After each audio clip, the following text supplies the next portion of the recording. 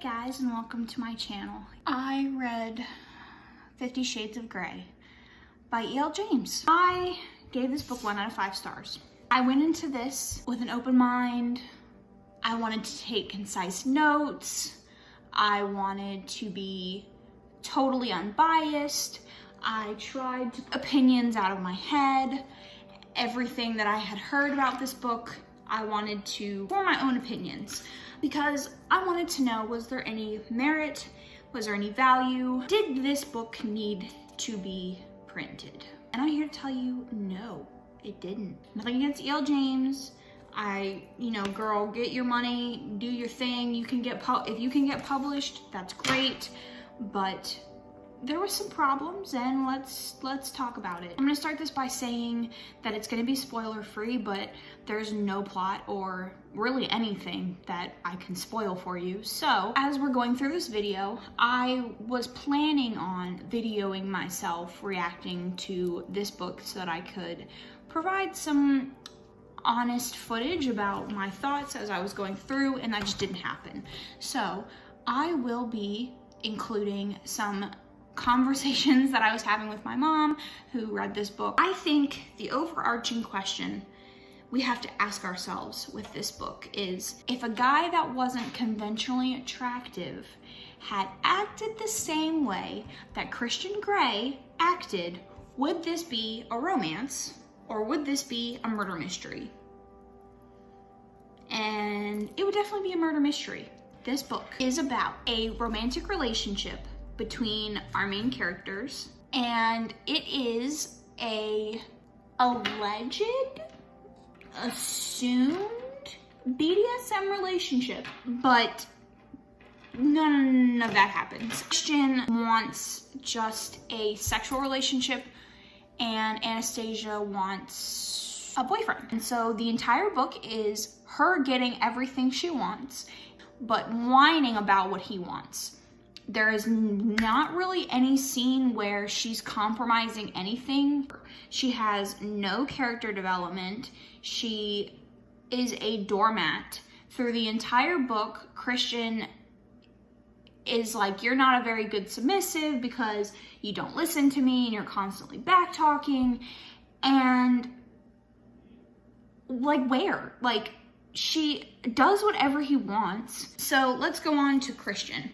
He is described as the epitome of male beauty. He, right off the bat, is immediately possessive. There is this weird scene where she's an adult. She's over 18. She's over the drinking age. She is a whole adult. She is drunk at a bar with friends. She calls him and says, "Hey, I'm drunk." Not saying, "Hey, I'm drunk, I need help. Hey, I'm drunk, can you come pick me up?" She just says, "Hey, I'm drunk." He loses his mind. He's like, "I have to come get you. Where are you? Tell me." Like, immediately right off the bat is possessive of her. He tracks her phone, finds her address, just some way, where she calls him a stalker and says, "But because it's him, it's okay." This is like less than 20% into the book she says this. You know nothing about this man. He could kill you. You know nothing about this man, just that he's attractive. He buys her gifts. So when they are talking about what they want in a relationship, he says, "I'm not a flowers and hearts kind of guy," but then he buys her a whole new wardrobe, a BlackBerry, an Audi, and a MacBook, and rare collector's edition classic novels. And he takes her on dates, and he takes her in a helicopter. The whole book is him sacrificing what he wants and doing what she wants because he feels they're compatible, but like, where? Like, we never get any indication that they are fit for each other. Like, they're polar opposites. They don't really like the same stuff. Like, there is one scene, like 95% of the way into the book, where they go out and have a date. But at this point, we're already supposed to be rooting for them to be together. I'm seeing no indication that they should be together. I don't know why they should be together. I hate it. Let's move on to, they're literally isn't anything else to say about our main characters. Anastasia is the stereotypical, judgmental, goody two-shoes. Christian Grey is the stereotypical, I'm a douchebag, I have a dark backstory, okay, so let's move on to the side characters.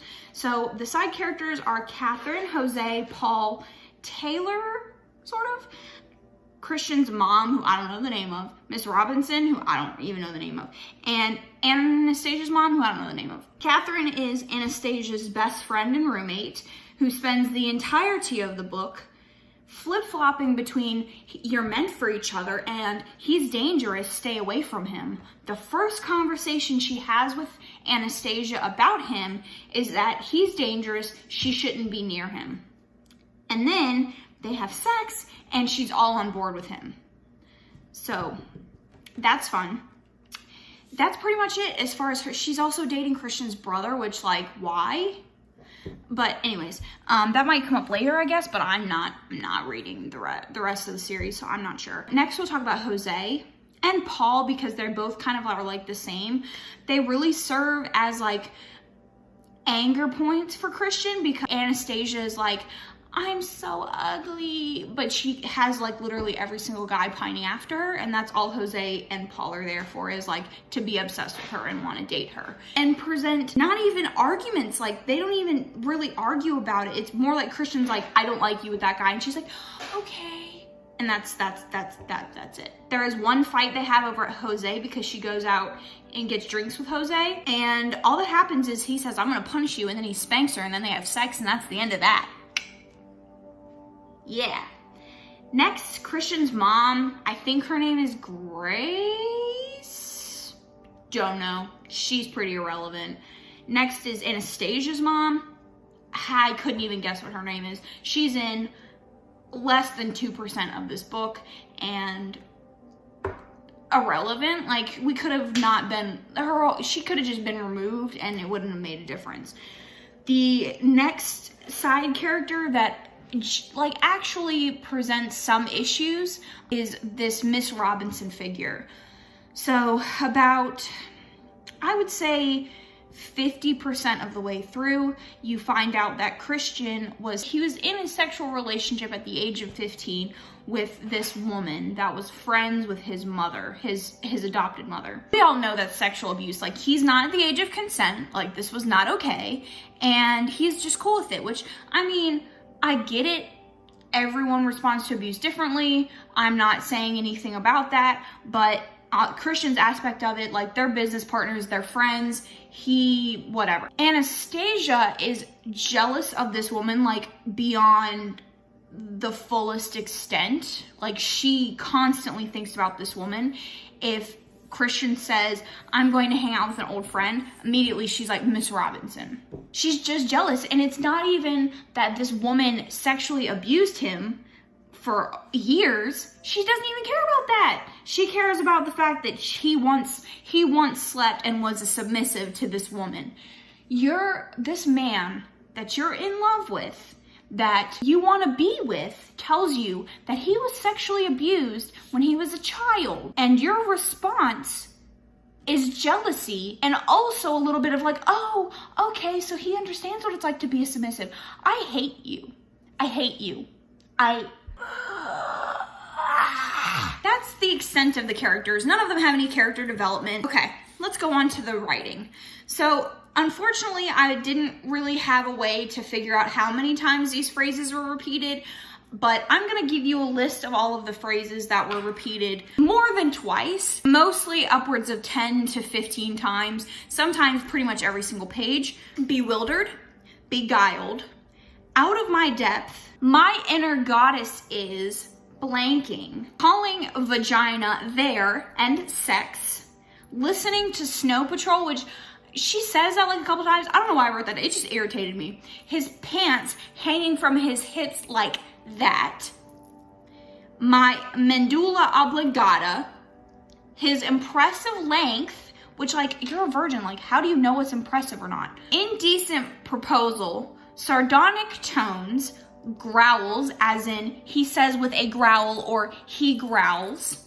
50 Shades of fucked up. And oh my, I cannot begin to explain to you how many times I heard about this woman's inner goddess.